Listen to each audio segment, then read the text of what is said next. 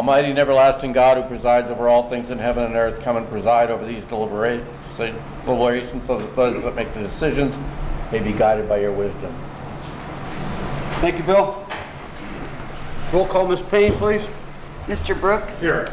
Mr. Marconi? Here. Mrs. McBride? Present. Mr. Barrett? Here. Mr. Belishko? Here. Also in attendance is Mayor George Brown, Administrator Charlie McCormick, Assistant City Attorney Maureen Collins, Assistant City Clerk Tracy Smith, Administrative Assistant Lisa Sanfilippo. Good evening. Welcome to tonight's regular session of council. Please turn off all cell phones. Following are examples of some important council rules. They are not intended to be a complete list. Please adhere as closely as possible to the 5-minute speaker presentation time limit. No persons are allowed to address the council from beyond the rail except the speaker at the dais who has the floor. The chairperson shall preserve order and decorum and prevent attacks on personalities. The chairperson shall determine all points of order. No person except city officers or their representatives shall be permitted within the rail during any meeting without the express permission of council. Council kindly asks that the public please vacate the building within 10 minutes after the meeting adjourns. And finally, when members of the administration are speaking, please stand up and speak into the microphone. Would anybody like to speak on pending legislation? Pending legislation, Sam?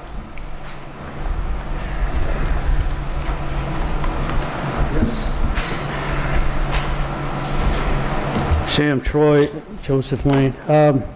Regarding the, again, details are sparse. I know on Tuesday they're more plentiful, but I can't make Tuesday. So if Mr. McCormick or somebody could elaborate on the $50,000, this I know is for the health department, correct? TrueMed system to provide a vaccine management control system. Well, I'm, of course, you probably know, somewhat skeptical about the whole health department and the way it's budgeted, and we're one of 5 counties, I think, out of 67. I could be wrong on 5, but I know it's less than 10 that have a health department at all.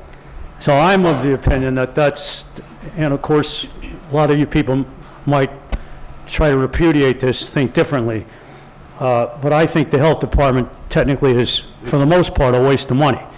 I haven't, so my question here, that point regardless of what my opinions are or yours are, this vaccine management control system, could the specifics be provided by council before you vote on it for the people in attendance and for the public?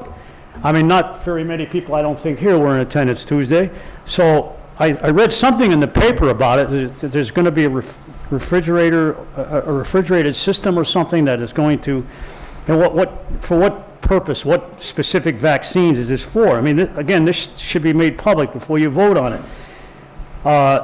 Any expansion of the health department's responsibilities, I think, has to be called into question.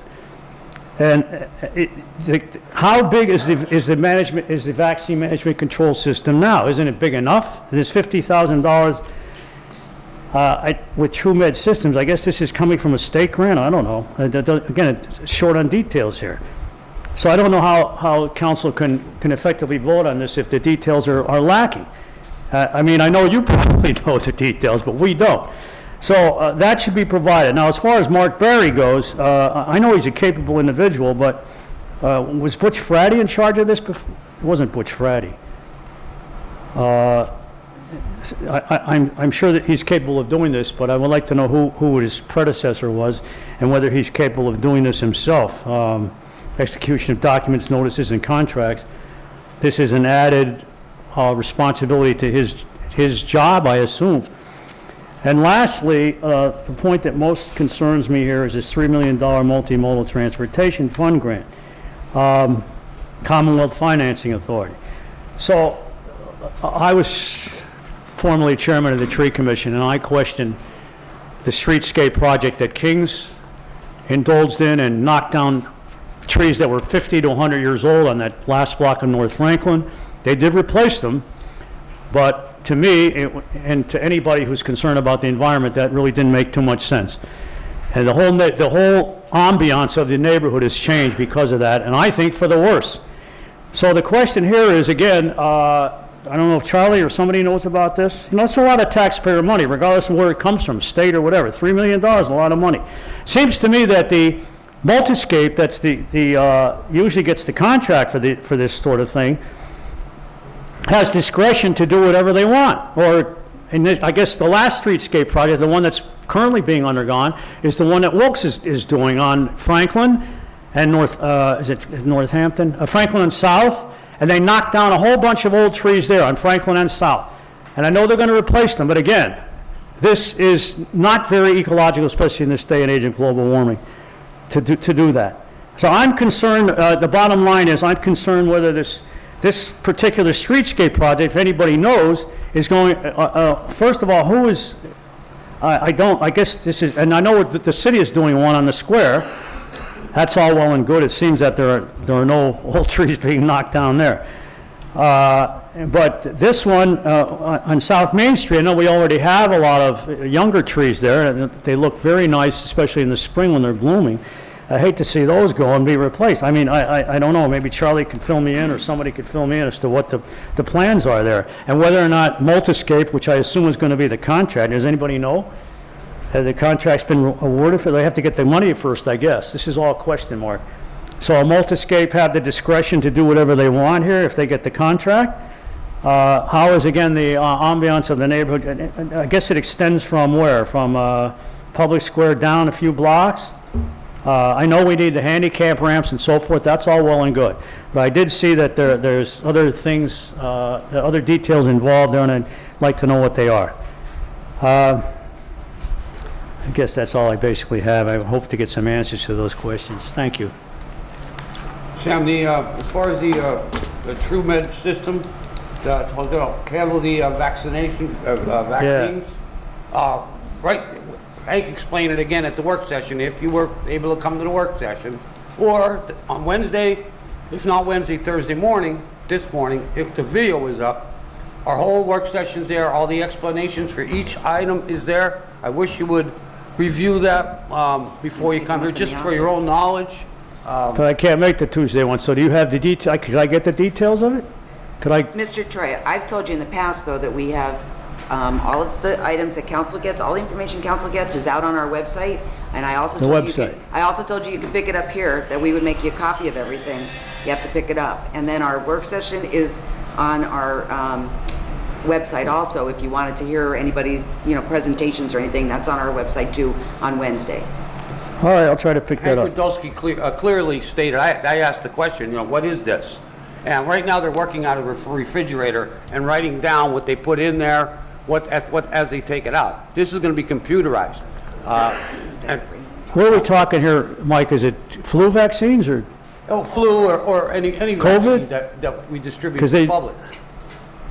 It's COVID vaccines too. It could be COVID vaccine.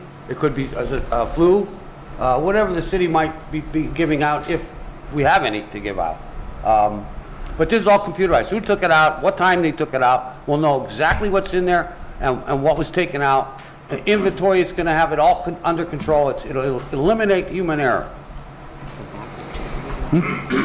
How about the streetscape? Yeah, it has a backup generator as well. If it were to go, the air conditioner refrigeration unit were to go down, it has a backup system, automatic, that kicks in, so it doesn't run. So in other words, it makes it more efficient. Yeah, sure. Is anybody eligible? Well worth it. I believe it's well worth it. This vaccine program is for anybody, though? You don't have to be on Medicaid or Medicare? Oh, I don't know. That you don't know? That we don't know, no. Okay.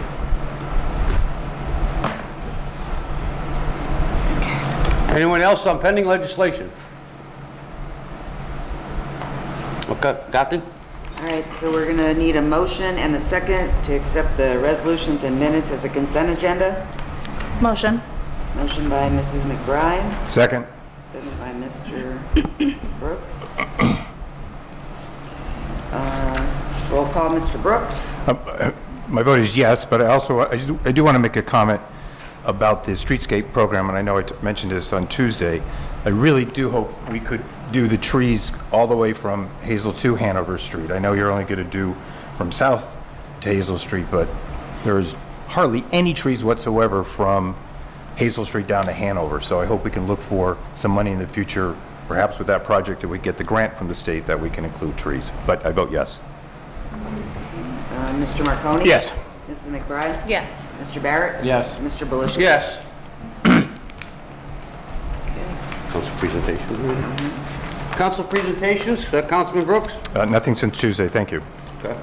Councilman Marconi? Just, anything today? yeah, just real quick, just with the administration, I know I've been bombarding you with quite a bit of emails this week, and things are really getting done quickly, and I just want to thank you for that. Much appreciated. That's all I have, sir. I have to agree with you, Mr. Marconi. The city's been very, very helpful in helping our residents, help our residents, I should say. And I appreciate it, sir. Ms. McBride, anything today? Yeah, a few things. First, Carbon Lane. I'm not sure of the house number. The front of the house is on Grant Street, but there are a few properties there that have a lot of junk vehicles in the backyard. They've been ongoing issues for years on Carbon Lane, but if you could... Yes, they are. Okay, thank you.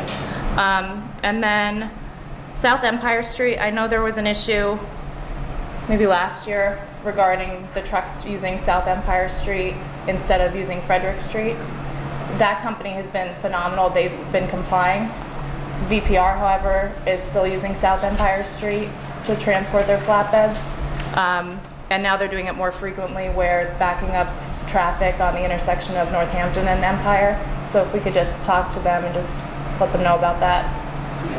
Oh, thank you. And then the property on the corner of Park Ave and East Northampton Street, the front of it's on Park Ave. You could see the side and the back from Northampton Street. There has to be maybe 20, 25 garbage bags on the back porch there, and they've been there for some time. And that's all. I'm sending somebody else. Thank you. That's all I have. Thank you. Mr. Barrett, anything today? Just one additional thing since Tuesday, thank you, and it involves the former Holy Savior Church, which is on Hillard Street in East End.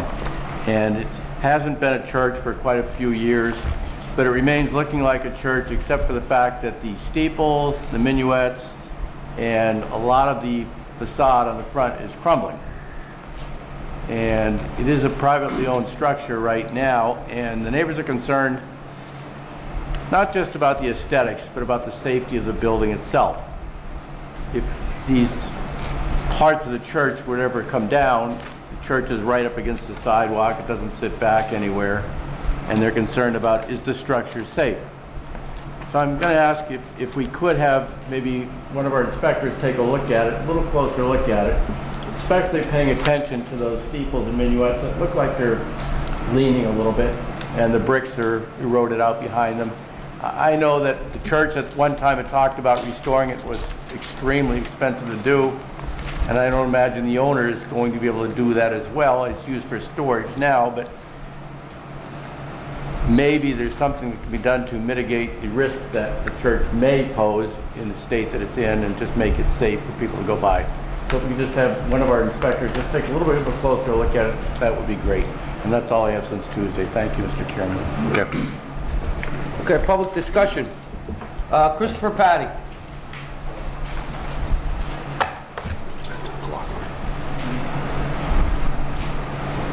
Hello, everyone. I'm here with other residents from Johnson Street. We want to discuss a little bit about a group home that's operating on 53 Johnson Street. And I think it's probably going to be a nuisance home to us at least. And we want to bring you up to speed on what's going on with it. Chris, could you state your name and where you live, please? I'm sorry. And are you a Monica? You Monica? Yeah. Okay, and then Christopher also- Patty, 44 Johnson Street. And I'm Monica Spieshak at 49 Johnson Street. Thank you. Go ahead, Monica. Okay. All right. So I'm acting as a bit of a spokesperson for our neighborhood today. I'm here today to speak about the residence at 53 Johnson Street that was purchased by Beacon Keystone Specialized Living in May of 2022 and began operations in October of 2022. Beacon Keystone opened this group home without any notice or communication to the residents of our neighborhood, not even out of courtesy. I live next to 53 Johnson Street and have been residing there for 9 years. Since Beacon Keystone opened this group home, there has been significant disruption to the daily lives of people on Johnson Street. There is screaming, There is fighting, there are threats, and innumerable police visits that occur all hours of the day and night, and that includes this afternoon while I was teaching a 6-year-old. Had to shuttle them into my home for safety's sake and call 911. The client that exists at 53 Johnson has been allowed to be out on the street, stopping passing cars. There have been physical altercations with their workers on January 12th. In a screaming fit that lasted well over an hour, the client was out on the sidewalk, overheard yelling, "I will get a gun and shoot you all." I had to usher people into my house that day as well. And what may be more disturbing is it is difficult to tell the clients from the workers at the home, as there are all manner of people participating in these melees that we are experiencing on a regular basis. Repeated police and ambulance visits caused the street to be blocked off. This is affecting an already challenging traffic pattern because the Washington Street Bridge is out. Right. So the police and ambulance visits are sometimes several times a day, and they're draining the city's valuable resources as Keystone Beacon continues to use this as an alternative to having properly trained staff to deal with what seems to be a very difficult client. Johnson Street is used by the fire department regularly, and shutting down the street can have catastrophic consequences. So we are concerned with that street being shut down so frequently. Beacon Keystone has established a pattern of shutting down the home upon a reportable offense, then reopening it days later, and the cycle begins again. I spoke directly with Beacon Keystone Director Christine Cabello on June 26th and again on July 7th. Unfortunately, it became clear that Beacon Keystone had no intention of working with the city officials or residents of Johnson Street, and simply intends to stonewall, as is their pattern and certainly demonstrated today, this very afternoon, as I called 911. Therefore, I am here today to ask that this property be deemed a nuisance by the city's own definition. I've spoken and worked with our councilman, John Marconi, and he's been doing his very best to help us. He has sent multiple emails to city officials, but those responses are either murky or have just plain fallen flat. In other words, nothing's been done, and we're still suffering. In an email dated May 1st that I sent to zoning officer Bill Harris, I expressed the following concerns, to which I received no answer. My question was this: what, if any, zoning process did Beacon Keystone go through to acquire this property and open this business? I also expressed that it was unclear what duty Beacon Keystone owed to the residents of Johnson Street of their intent to open the group home. And maybe some of you can answer that for me today. I asked for this advice regarding this, and I'm still waiting for an answer. I'd like to know who allowed this property to be inspected and opened as a group home, as it would have to meet and continue to meet Pennsylvania state regulations. And finally, and not least of all, here's how Beacon Keystone has affected my life as being directly next door to this group home. They're causing significant disruptions to my business and to my ability to do my job. I teach piano, I teach young children, and I perform as a musician. They're stealing and depleting my valuable time and energy. Today I can't teach my lessons, and I had to take them off in order to come here. They're causing me emotional harm and significant stress, and stress on the people visiting me, as today, when I had young children coming in the midst of a fight. Beacon Keystone is similarly affecting my neighbors. And as of today, they're taking up multiple parking spaces, and I know the city has some regulation for spaces for group homes, so that may need to be addressed as well. Living next to this group home has been awful, as you can tell. Obviously, it took a contingent of us to come here today. There are 5 of us in total. The property prior to this had been occupied for 4 long years by drug dealers and users, with constant police visits, with gunshots in the home on any given time or day of day, and all manner of criminal behavior. Now, once again, this property is a scourge in North Wilkes-Barre. I therefore ask you today to shut down this nuisance property. I have a petition signed by the neighbors of Johnson Street regarding this matter, and I'm happy to provide you with copies of that today. Thank you for your time. Anything else? Chris, you good? So hang on. First of all, I just want to thank all of you for coming down. I know we've been speaking about this several times. Several residents reached out to me. As you said, it is in my district. You're right, I did send out several emails, to the administration. And I gotta let you know, I'm feeling your pain. I really am. The one time, I believe there was 3 calls in one day. Is that accurate? 2 different occasions, yeah. 2 different Okay. days. All right. I was going to ask you prior to, what went on there, what happened there prior to this, and you already had mentioned that. I have to tell you too, there's several times I came home from work down that street. That's the way I come home from work, and there's police presence there. I feel so bad for this neighborhood. Residents simply should not have to live like this. Not only here on Johnson Street, anywhere in the city.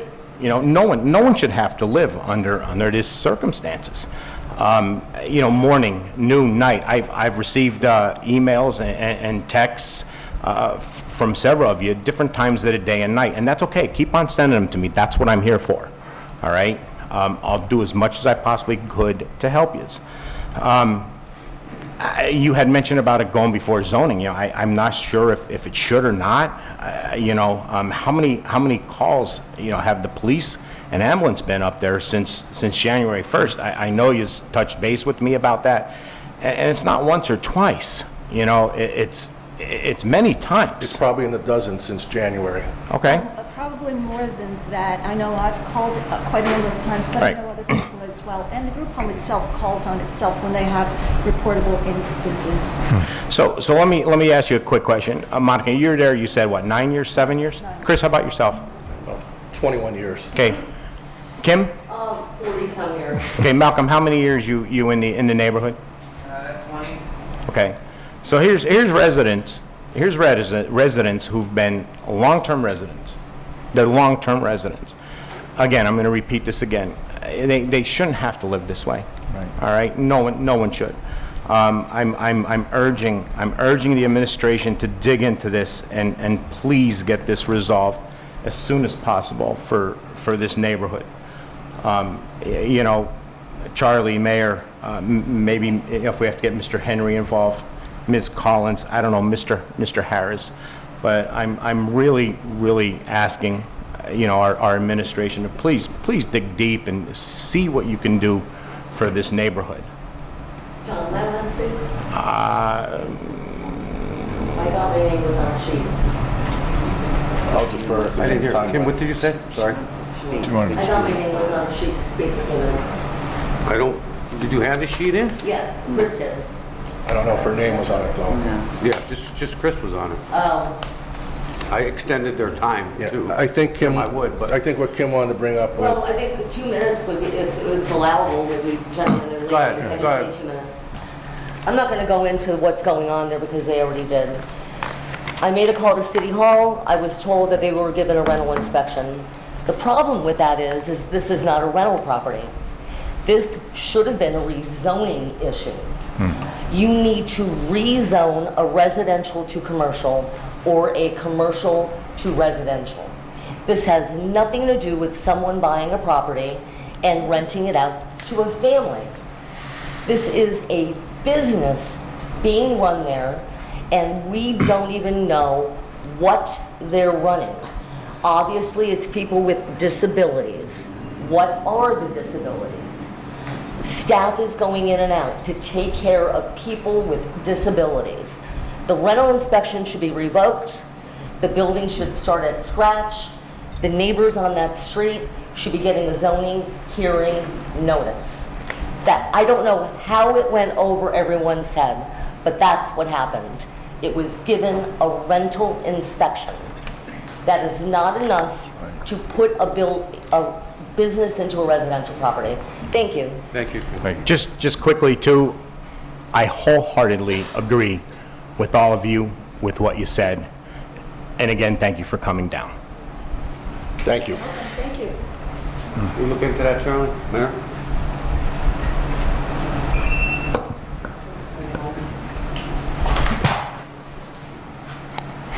Thank you, and on behalf of the administration, we have been involved in this process since it was raised by John. I've responded to every question from John and the residents, and this is a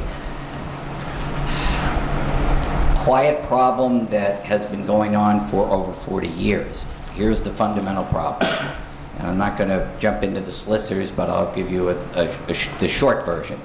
It is not a zoning issue because of a federal law and a federal court consent order that defines any property that has 4 unrelated adults living there, under 5. You cannot zone pursuant to a care facility. You cannot zone if they're, quote, disabled under the federal act. So that's been long-standing. So the concept of it's got to go through zoning first and the neighbors have to be informed, et cetera, the city can't do that. That's been 40 years with a federal consent order. So these group homes pop up periodically depending on if they have problematic people in the group homes. I did reach out to Beacon. I researched who it was. I reached out. I talked to the woman, I think her name was Chris, if I remember correctly. I'm sorry? Christine, yes. I don't have my notes. Doctor, I explained the situation. They're very limited because the requirements and the confidentiality under the federal disability, they can't speak very well, but I expressed that apparently there is at least 1 and maybe 2 very problematic people that act out constantly in the neighborhood and cause significant. And I asked them if they could go through the process of finding an alternative place for that person because they're extremely disruptive to the neighborhood. I will follow up with that, but I do want all the neighbors to understand. I certainly understand it, but it is an extremely complicated legal problem that presents a very significant problem for the city legally.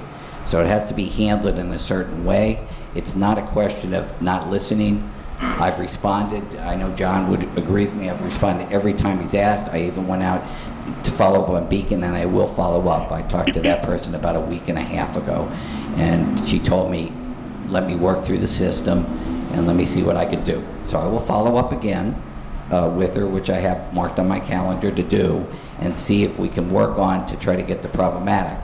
But the ultimate problem on that is that it's a federally protected right, and that's a difficult problem.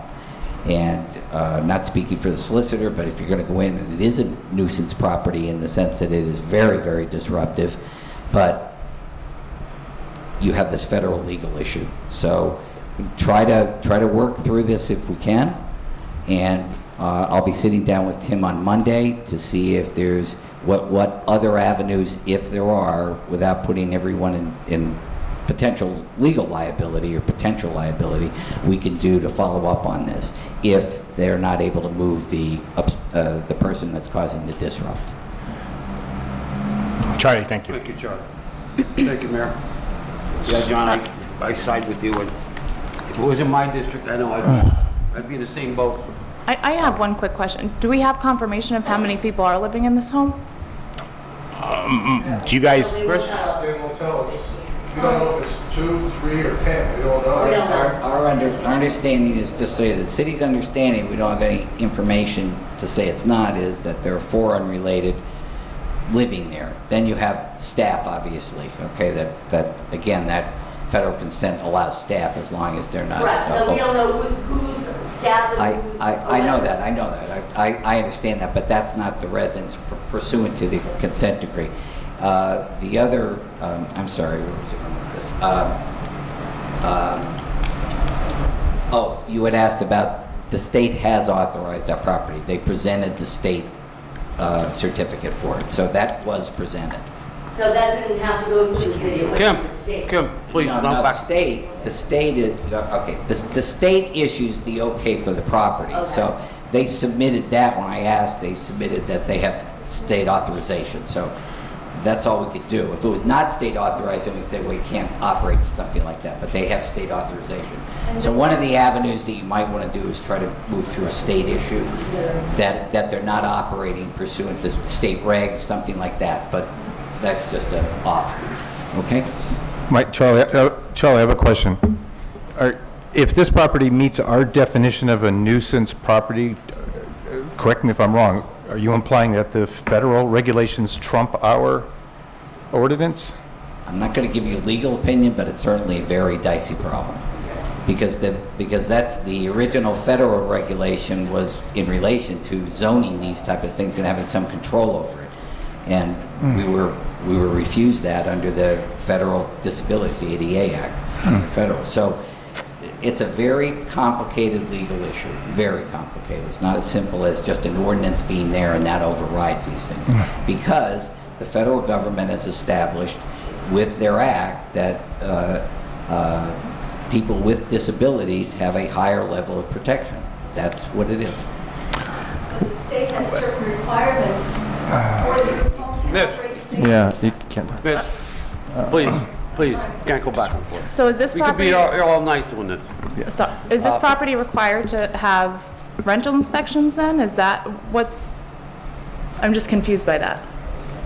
I'm- Like rental inspections, like a typical, And it passed. So Charlie, just but if they're, but Mike, so if they're I'm sorry, John. No, that's okay. But if they're switching people in and out of this group home, don't you have to have an inspection every time someone? Yeah, Yeah. you should. Yeah, you would think. You would think. No. Yeah. Okay. Okay, I don't believe that's accurate, that do that, I will check. okay.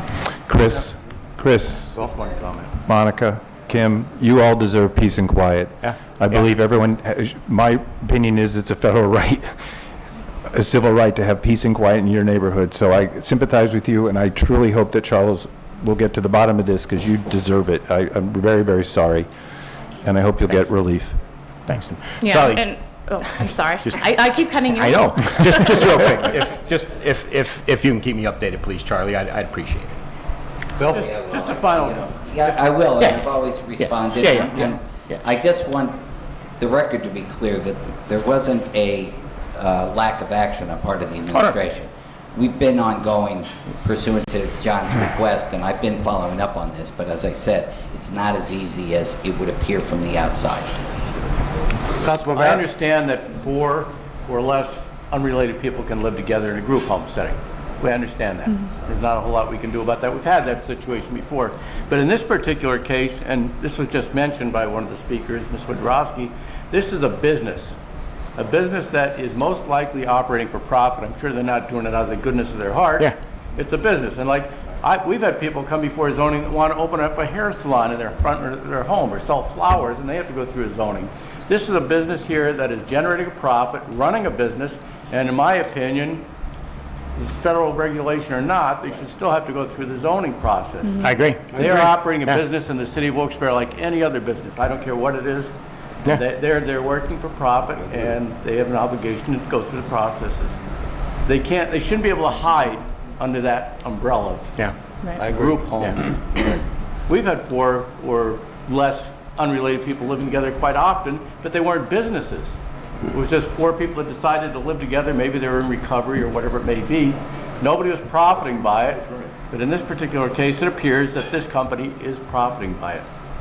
Yeah. And should have to go through I agree with you, the Bill, I zoning think we process. all agree with you. Yeah. Yeah, no. Just my last comment.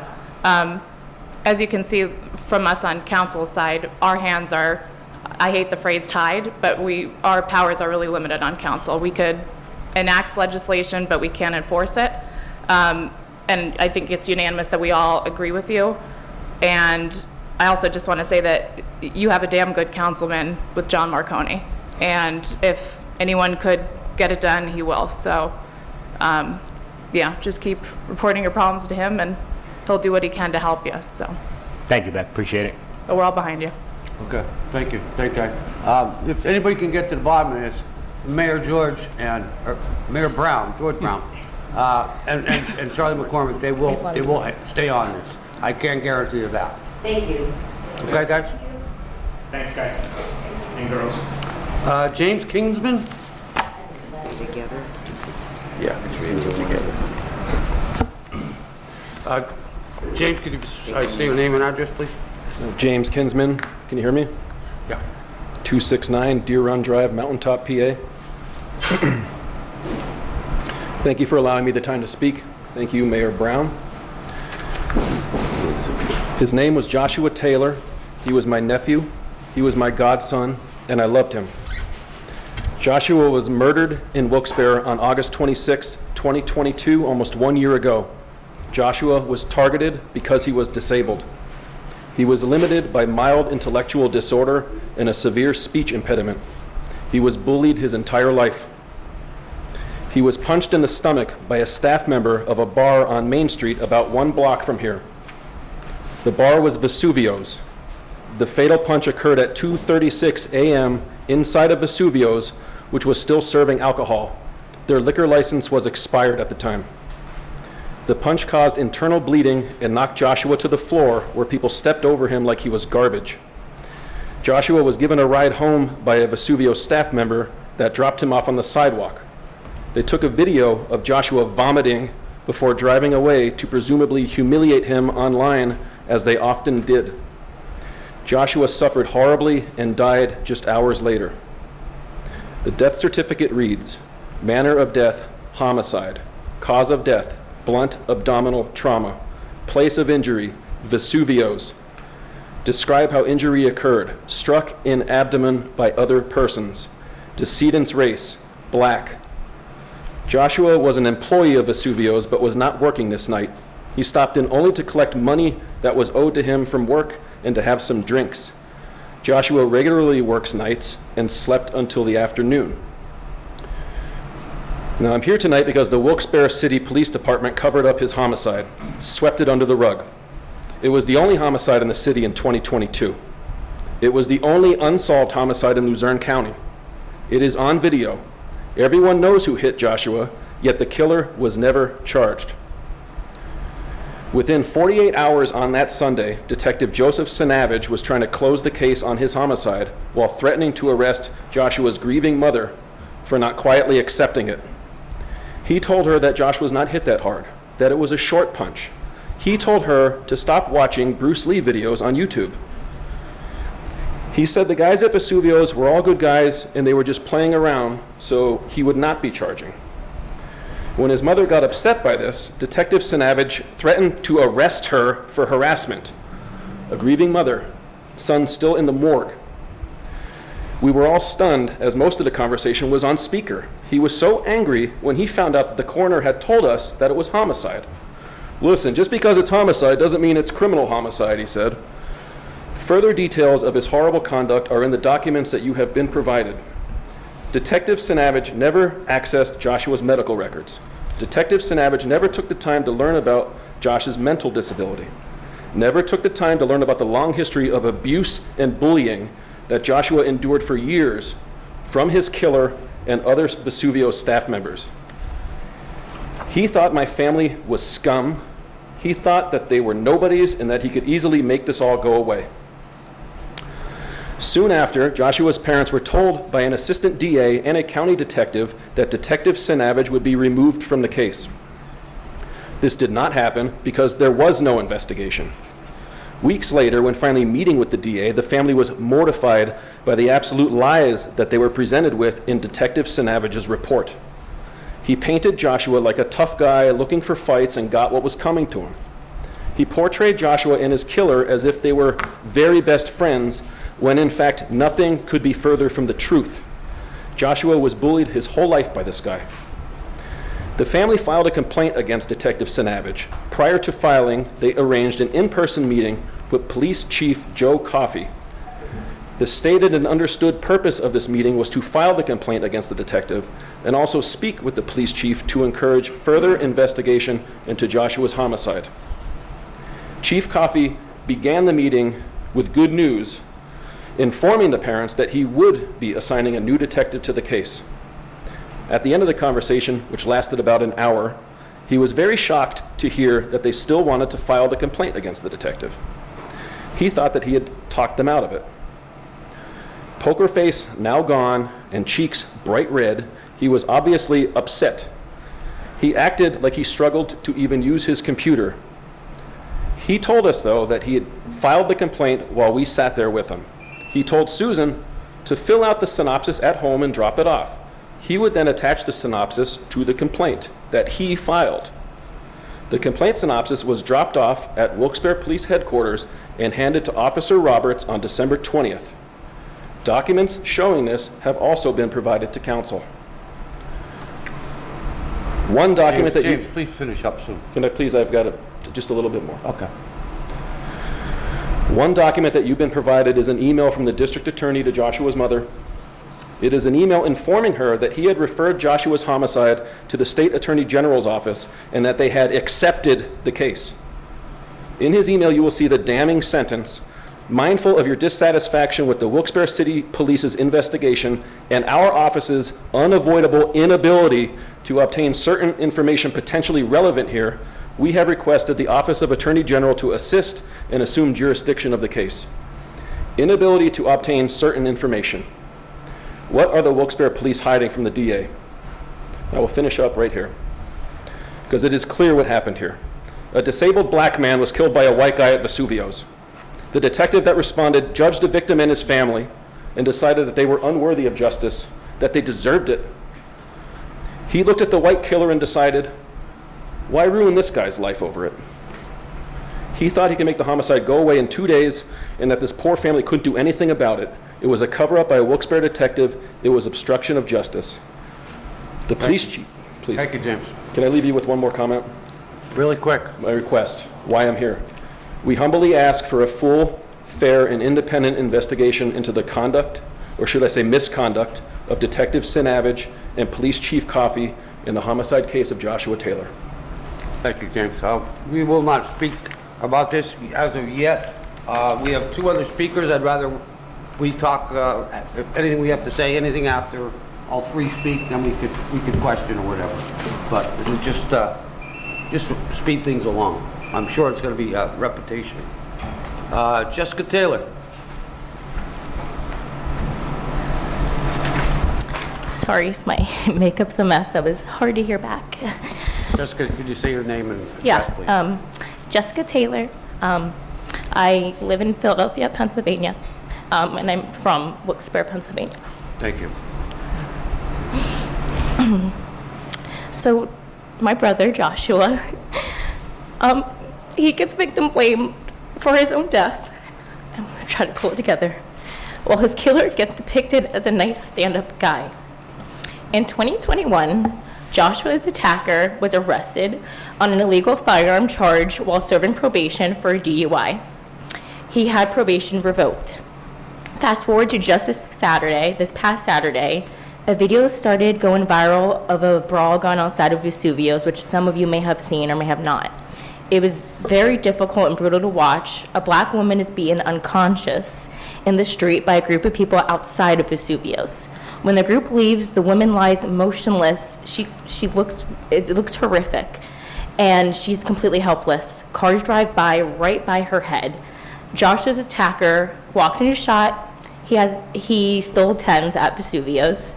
You can see him pulling out his cell phone and laughing as he takes pictures of the unconscious woman on the ground. He doesn't render aid. He doesn't move her out the street so that a car doesn't kill her. He just laughs and takes photos. My brother, I would love to tell you a little bit about Josh. He was the kindest, gentlest, and happiest person I knew.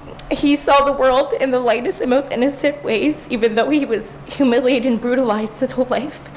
To Joshua, everything was fun and everyone was nice. It was only the way that he could see the world. It is how his brain worked. You see, Joshua was limited his entire life by a learning disability and also had a speech disability. According to his medical records, his IQ was 60. He was an intellectual equivalent of a third grader when it came to reading comprehension, logic, math, so on and so forth.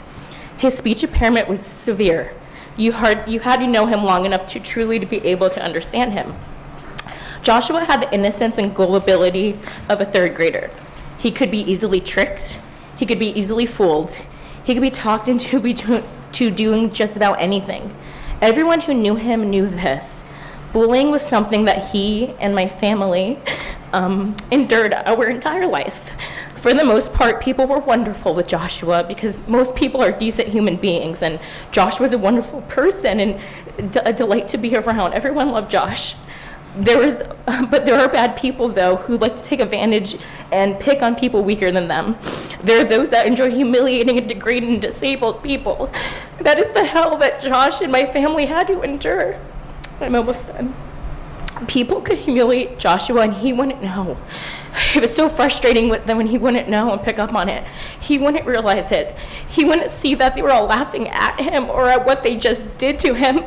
He thought they were laughing with him. I remember one day, Josh got home from school with a black eye. My mom, so upset, asked him what happened. His response was, "It was my fault, Mommy. I was talking too much."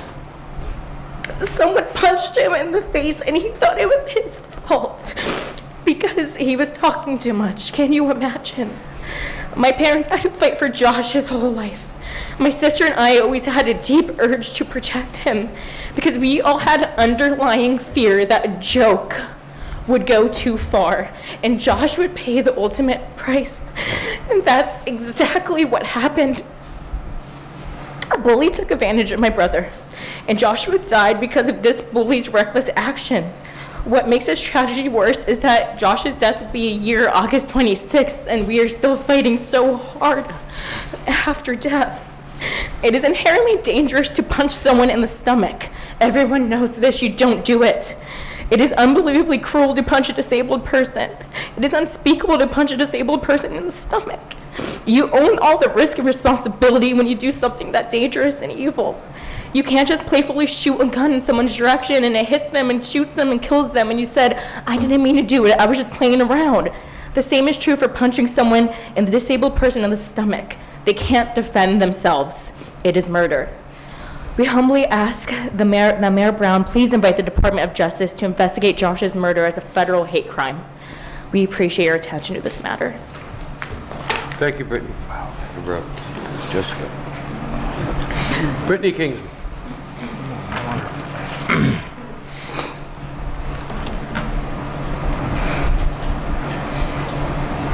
Good evening. My name is Brittany Kinsman. I reside in Mountaintop, Pennsylvania.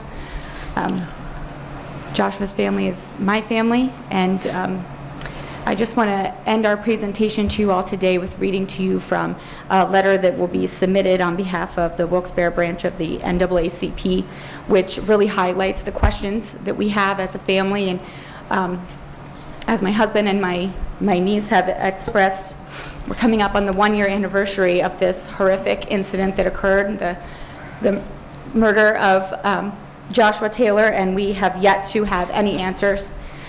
So with that, this is a letter from the NAACP, the Wilkes-Barre branch, to Mayor George Brown, Chief Joseph Coffey, District Attorney Sam Santalocci, and Luzerne County Council, Wilkes-Barre County Council. Community functions at its best when there is a strong union between the civilians and the civics, all agents acting as per their designated roles, as per their platforms, as per their appointments, as per their duty, all civilians paying in and voting as their duty, as per their rights, as per their benefit. This agreeable relationship is the cornerstone of democracy and keystone of the Commonwealth of Pennsylvania. This relationship should be as inalienable to the identity and integrity of Luzerne County as anthracite coal. In 2022, Luzerne County lost a brother, a son, a friend, and a citizen in the year's only unsolved homicide. August 26, 2022, Josh Taylor was struck so hard in the abdominal region that this blow killed him. As per the death certificate, the coroner ruled the death a homicide caused by blunt force trauma to the abdomen. As per the DA and referenced by the detective, there is video of the incident. The blow to the abdomen, which is consistent with the cause of death indicated by the coroner, was caught on tape. As per the DA, the tape does not depict any aggressive actions or initiating attack from Josh leading to the fatal blow, only his being struck. The incident was reported. The family has been in contact with the police, a detective, and the district attorney, but the status of the case is unclear. We wish to resolve the following unanswered questions to help our community understand the passing of a brother, a friend, a son, and a citizen. Firstly, what is the status of this unresolved case from 2022? Where the time, location, cause of death, and offending party are all known and recorded on video. Secondly, what is the status and tracking numbers of the complaint that the Taylor family filed against the detective? Your attention, compliance, and sensitivity to this matter is greatly appreciated, as the thought of such an egregious act of violence on video with many known pieces of information being unresolved calls into question the relationship of civilian and civics, calls into question the trust and faith of the elected officials who are sworn to uphold the American principles and rights which we all hold dear. Thank you for your time and listening to our presentation today. Thank you.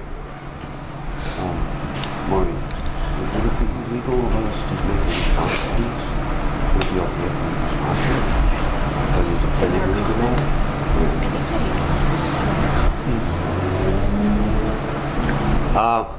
Mayor?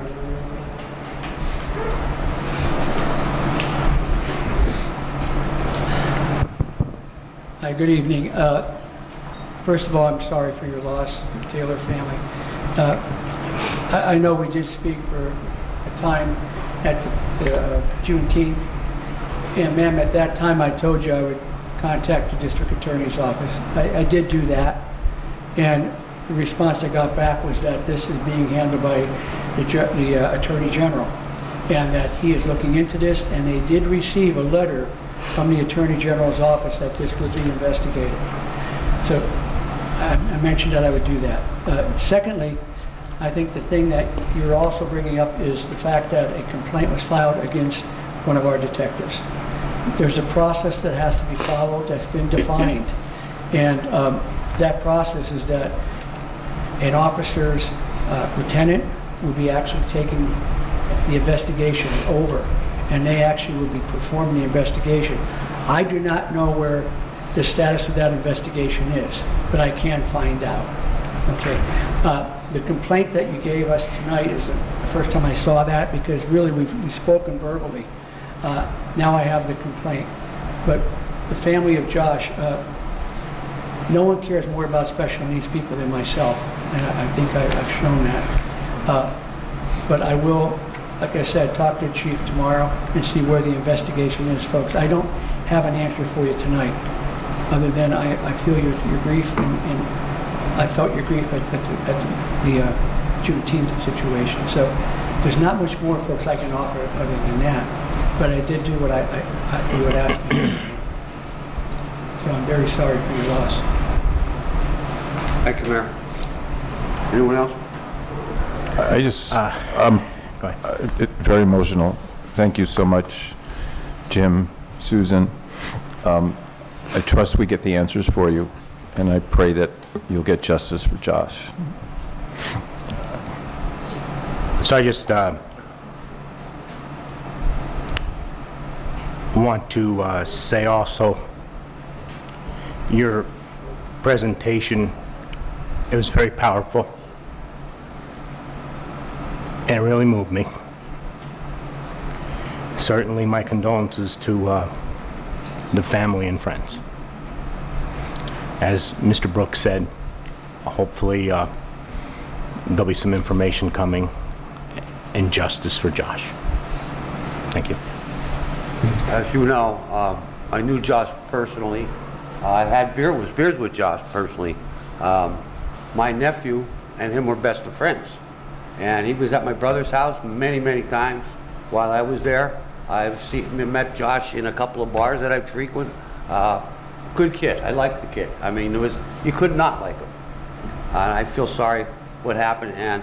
But I will say this: our police department, and especially Officer Coffey, is doing what they can do best. There's no sweeping under the table that I've heard, or trying to brush it away because it's a white on a black. I don't believe any of that. I know our police department, and they're true blue men in blue, and women in blue.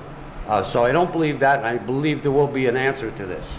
I hope and pray that there will be an answer to this. Thanks for coming. Well, First of all, I just want to say that I'm so sorry for what you and your family are going through, not only with the loss of your family member, but also how you've been treated following that. And I said it before during a previous presentation that our powers on council are extremely limited as to what we could do. But if there's anything that you think that I could help with, or I mean, for that matter, I'm sure any council member would offer you that same, would extend the same thing to you. But if it's, whether it be writing a letter or contacting someone, whatever you need, please don't hesitate to reach out, and I'll try to help you the best that I can under the circumstances. So, thank you. thank you, Bill. Anything, Bill? No? Magdalena Mattel?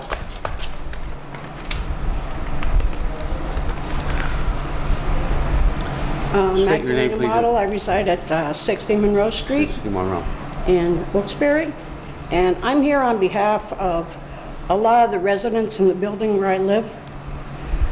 We're constantly dealing with very loud music coming from 37 Ray Street and 49 Ray Street, 37 being the worst. This is going on 2 years.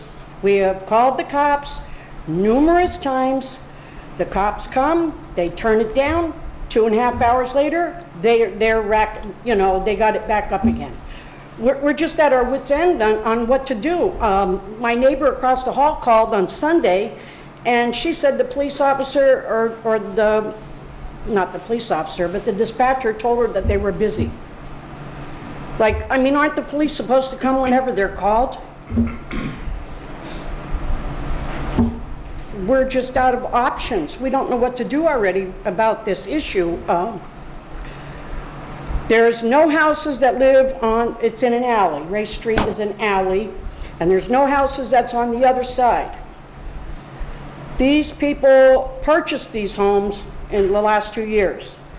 And there's a barrier language because they speak Spanish. And their music is in Spanish. But, that doesn't even matter. It's just extremely loud. I only have one window in my bedroom and one window in my living room. We close that window. What are we supposed to suffocate in there just trying to block out this noise? And it's just an ongoing problem. And the people that live on 49, and then the people that live next to them, I don't know if they're relatives, but they're all Mexican descent. And then there's a lady that lives in between them, and she's very, very old. Apparently, she can't hear, And then the real problem property is at 37 Ray Street. And then the people that live next to him, they are also Mexican. And then the people that live on Monroe Street, right in front of them, 2 houses there, they're all Mexican too. And then on the other side of our building, they're Mexican. They play their music loud too, but they're not as bad. The police were called on them, and they pretty much abide. But we don't know what to do already about it. I sympathize with you, and every one of us here at this table has had the same thing in each one of our districts. We have the same kind of problems. There's many, many, many people, and all I can tell you is that when I asked Chief Coffey, he says, tell them to call 911. Tell them to call 911. Don't think you're... We do. They will respond. And now, last year, the police officer that came, he agreed with us, right? But then they had to be called back again after he was there. When he came back the second time, I went out and I spoke to him, and he said he did give them a fine. Okay. But you know what? It didn't matter. Come at 10 after 12, they were blasting it again. They just mock the police. They just don't care. They just don't care. I mean, there's a lot of people that live in my building that are sickly. They're elderly, you know? They can't tolerate this. You're at Monroe Apartments then? Yeah, on Okay. Southview Manor, I'm yes. very familiar, that's my district. Yes, and the house that's directly behind me, they're one of them.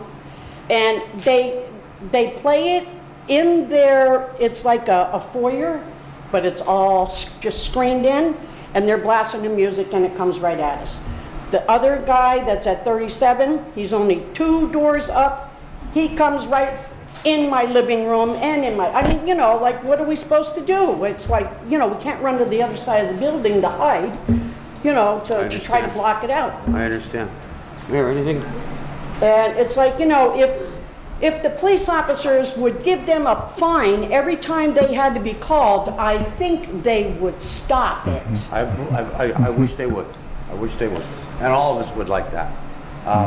We all, like I said, we all get those complaints all the time. And all I could do, we're not enforcers, as Beth brought it up before. We write all these laws that we want to write, but we're only as good as an enforcement, as our enforcement officers.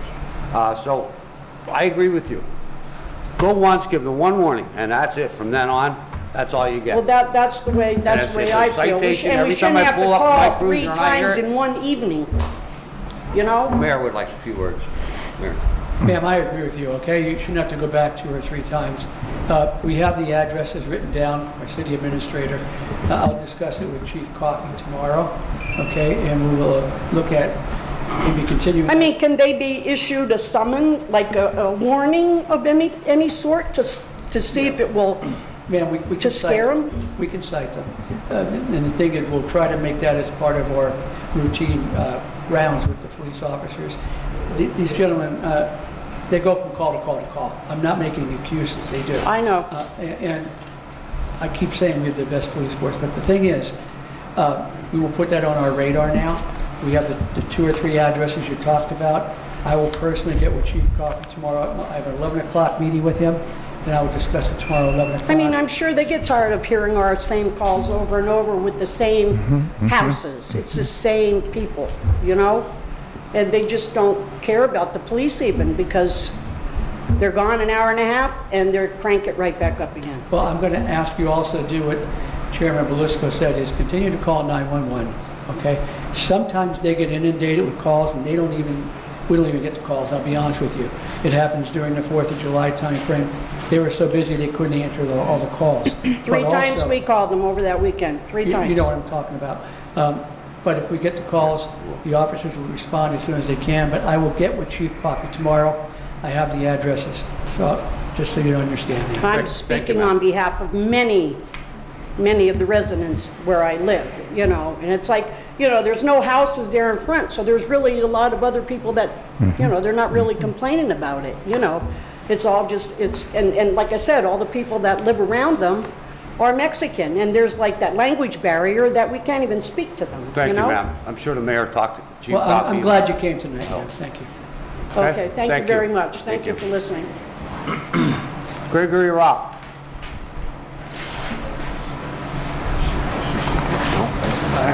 I'm Greg Ropp, 75 Gardner Ave. I'm only going to take a minute of your time. I just want to bring my pursuit of the fire hydrants status of working conditions and testing by the Pennsylvania Water Company and by the Wilkes-Barre Fire Department.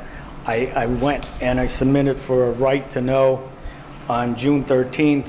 I had a response on June 21st, and I was told that a timely response cannot be accomplished due to bona fide staffing limitations. I don't have a problem with that. I understand it's a lot of fire hydrants, 598. But now I have to wait till July 21st. So I just want to bring council up to date on where things stand, and most likely, I'm sorry, but you'll see me again. Thank you. Thank you. Thanks for coming down again, Greg. Jim Burton?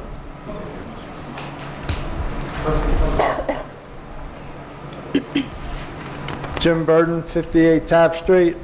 Okay, you're gonna hear the same thing over again. East Northampton Street, 426, 428. They're at it again. I showed Mike, I showed John, and I showed Bill pictures of them out there at 4:30 in the morning, sitting out there with their bong, and they're smoking and they're drinking and having a good time, and they're out there shooting pellet guns onto the garage at Coke cans. On my phone, I have pictures that our ring picked up that they're driving. They have a McDonald's running where they're 3-4 cars backed up, where they're just pulling up, handing, collecting money, and that's at apartment number 4. And I don't believe apartment 4 or apartment 4. That was apartment 1. Sorry, apartment 1 is doing the drug dealing and the partying at 3 o'clock, 4 o'clock in the morning, because they said that their days run from, they get up and they go to work at 7 o'clock at night and they get off at 3, so their afternoons are from 3 o'clock to whatever, and then they go to bed and they go to work. So they're out there blasting music at 4 o'clock in the morning until whatever. The other day they had a TV out there watching TV. They had a grill out there. They're playing with the grill. The people upstairs right above them in 4, I don't think either one of the apartments were inspected. The other apartment number 3, the guy in that one was a heavy-set guy. If he lost 100 pounds in 3 months, then he's a miracle worker, because I was told that he subletted the apartment out to this skinny guy in that one. That's it for that place. Now, the landlord, he is an out-of-state landlord, because they had to get in touch with him to come to make a phone call to have trash picked up in the backside of the yard, the driveway. Now, moving forward, East Northampton Street, across from the gas company. People are walking on the street, literally, because of the trees. They can't walk through there. The trees are so low that they have to go out on the street, literally, to make it around to go to their houses or wherever they're going. The other day, if I didn't see the one jump out onto the street, I would have hit them. You know, if you don't pay attention, you're going to hit somebody. Because they're literally walking out on the street because they can't get through there. So there's like, that's about it that I have for you guys tonight. But East Northampton Street, that place again is, and then they get mouthy with you. So please, you know, you had these other people yelling. I've been putting up with East Northampton Street for years. And as far as living there, yes, I've been a resident of Taft Street for, okay, we moved back from Massachusetts, but my grandfather's been there since 28. I've been there for 64 years on Taft Street. So, yeah, I've been there a long time. Mr. Byrne, they call the police department? Huh? I called the police, yes. Did they respond? I did. They came out when I called them, yeah. But, you know, these people, they just get mouthy with you, you know. And they're Mexican, and they had some choice words to say about me already, so, you know. And the one said with his pellet gun, said that, you know, he'd like to put a pellet in my ass, you know. So I said, if he puts a pellet in my ass, I'm going to put a 9mm in his. So. Well, I ask that you continue to call the police department. That's our scope of things, is as far as we can go, is best brought up twice, and I brought it before. We wish we could go and arrest them. Oh, I wish I can go direct too. We do, but we write the laws. We don't enforce them. Yeah, I know that, Mike. I know that very well. Yeah. You know, I know you guys' hands are tied on a lot of things, but you know, these people with the houses, you know, an absentee landlord living, you know, in Minnesota, and you know, just having some guy that's, you know, shows up every other month and, you know, taking and cutting the grass, you know? It's, Well, hopefully the police department will catch them with that bong out. And in terms of like the inspection and everything like that, I'll follow up with the administration to see the status of that. Yeah. And then I'll keep you posted. You showed everyone else the picture except your council person. well, you were late getting here. I was in the back. Well, hey. You know where to find me. You snooze, you lose. Yeah. You know? I mean, you know, take a walk up. Maybe, you know, they're out there in the morning. When you take a walk up, maybe they'll give you a hit. Good. You know? I probably need it. You know? You know, this way here, you walk up, you know, and you say, hey, I'm just coming up to check on you, you know, and how about a hit, you know? Listen, I'll take what I could get. You know? What the hell? Come on, Beth, you have a problem? Thanks, Jim. Thank you, Mr. Burden. Angel Mathis. Angel Baptist Wilkes-Barre. First, I would like to say to the Taylor family, I do understand your pain, and I would like to speak to you guys a little bit later, well, after the meeting. Beth, this goes back to what me and you were talked about. Yep. But now I'm going to get onto my issues. My first issue is I live on the dirtiest street in the city, I believe. There is trash on all sides of me, including under me from my neighbor that lives below me. When I say trash, we're not talking about a little bit of trash. We're talking about one side. You know, today is trash day. When I left my apartment this morning to do farmers market vouchers, there were at least 7 bags on one side of me. There were another 5 bags left on the other side of me, a bag on my porch and tied to my porch, and none of it is mine. And, you know, if I could get into another area of Wilkes-Barre, I would. I really would. I miss downtown. I lived downtown for 13 glorious years. Never seen trash the way I do now. And it's ridiculous. You would literally swear that it was one of the major streets in an urban area with projects, because that's how it looks. We have neighbors who literally leaves a trail of trash everywhere they go, and thank you for the street sweeper, because we appreciate it. Because, you know, we're to the point where we're starting to give out nicknames.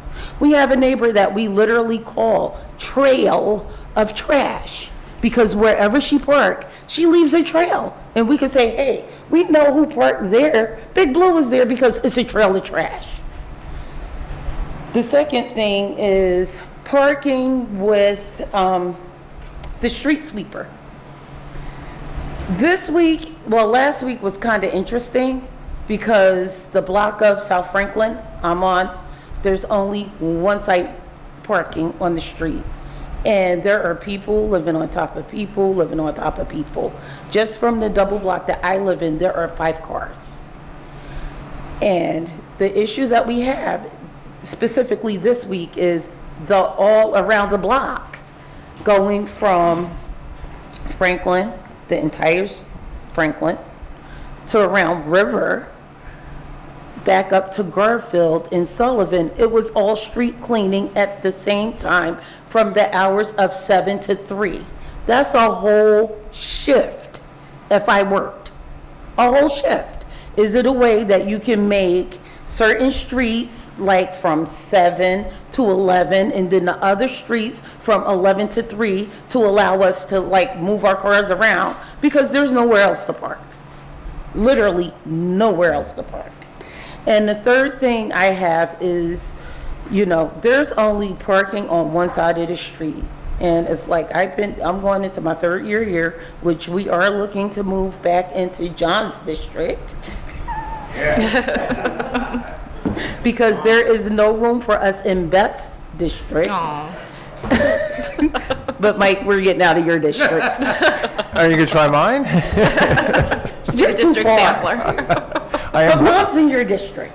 Yes, your mom's Mom in is in your right. district. But the issue that I have is because I took this nifty picture of Xfinity, Comcast truck, you know, and because it's one street, and Comcast isn't the only one who does this, but People have a tendency of parking either in the parking or in the traffic lane facing the opposite side of the street. And that is very dangerous. Like I said, I have a picture of a big, beautiful Xfinity truck parked on the traffic lane facing the opposite way where they put their cones around the car and there's no poles over there. And in fact, the house that they were parked in front of is abandoned. And then the other issue with the whole parking as well is with people parking the opposite, against the flow of traffic in traffic lanes is we have one house on the corner of Academy, because it turns into, Hazel turns into Academy. Academy is South Franklin. They love to park on that corner. Like literally love to park on that corner. And it's two cars there where they're in the traffic lane. I don't understand it. The curve is painted, but they're parked there every weekend and half the week. And that's all I have. Thank you, Angel. Just one comment. I'm gonna keep an eye out for you. Anything rental, I'll give you a I'm home. looking for a 4 or 5 bedroom. Oh, jeez. With 4 or 5 parking two spots. bathrooms. I will keep an eye out for you. And parking spots. Thank you. And parking spots. Angel, I'd like to see, as far as that parking situation with the street sweeper, I can understand that. I really can, because you're right. Yeah. It would be nice if that, we could control it like that. You know, 3 hours on this street, and then you move your car. I could sympathize with that. I would love to see that. Yeah. Because we get a lot of those complaints as well. Nowhere else for me to park my car. Well, we also want to clean your street, and the only way to do a good job. I understand it. I appreciate it. We live above trailer trash. But it should be allowed. I would like that leniency of allowing, you say it's parking only on one side, allowing you to move to the other side of the street, because now this side's empty. There's enough room for cars going. I would like to see that kind of like That could work look, too. yeah, look the other way kind of thing, Yeah, that works too. Sam Troy? He's going to. He's got it? Okay, motion to adjourn. Motion. Tony started joking. I wanted to say something. When you said Sam Troy. They all the regulars. I know. Really not all that. Yeah, I guess they know I know. They all.